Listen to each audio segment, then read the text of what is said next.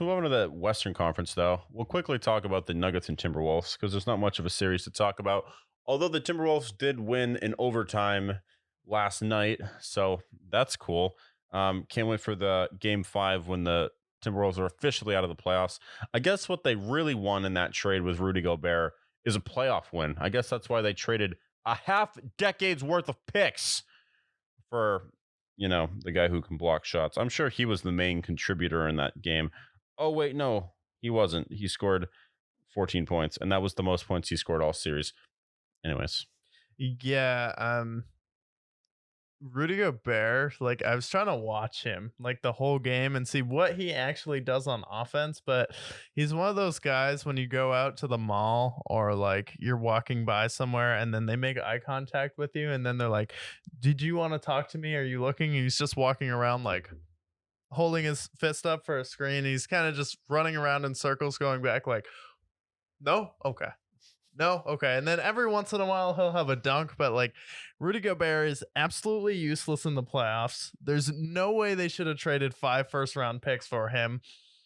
And then he's getting absolutely dominated by Jokic, and he's not even guarding Jokic. They're putting Karl Anthony Towns because Jokic plays on the perimeter, and then Karl Anthony Towns, we've been going in on Rudy Gobert these past few weeks, but Karl Anthony Towns is the reason that they went out and got Rudy Gobert because he refuses to play the center position. He wants to play on the perimeter, refuses to play defense as well, refuses to go out there and block shots when he has the build of Anthony Davis. He has all of the talent in the world, goes out there and he puts up pretty good stats, and then you watch the game and then you're like, he puts up all of these good stats, he's an all-star every year, but what the fuck does Karl Anthony Towns actually do for the Minnesota Timberwolves? Because when it matters, Anthony Edwards is the guy who's going out there getting it done, never going to throw any shade, and I feel bad that he got drafted by Minnesota. But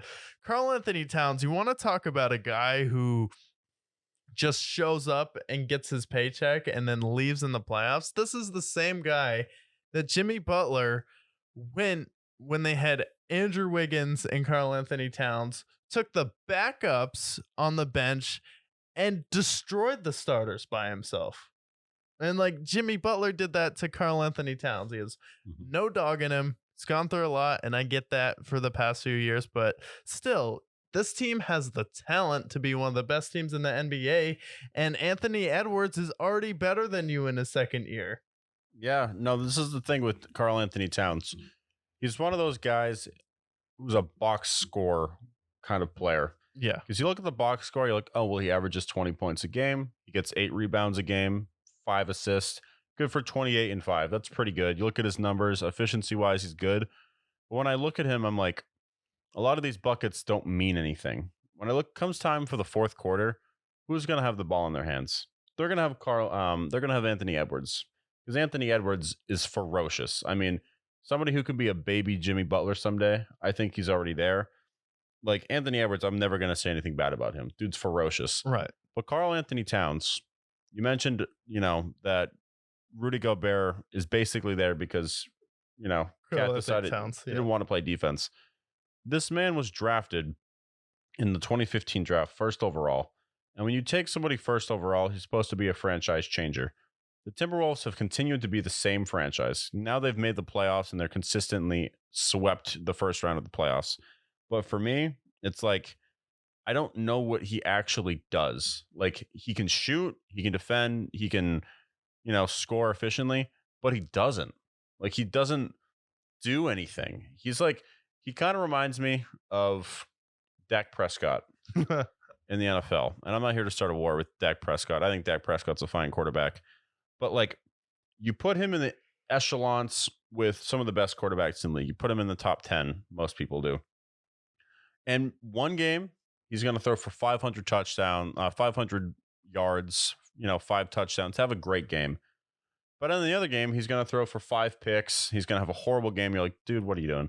Yeah. And that's Karl Anthony Towns for me. You're going to have a game where he scores 50 points in a, February game against the Trailblazers. But then when it comes time in the playoffs, he's going to have a horrible game. He's going to score, 12 points, have 6 turnovers. get cooked by, Nikola Jokic. And that's Karl Anthony Towns to me. He just doesn't do enough, nor does it feel like he have enough dog in him to actually be the player that he should be.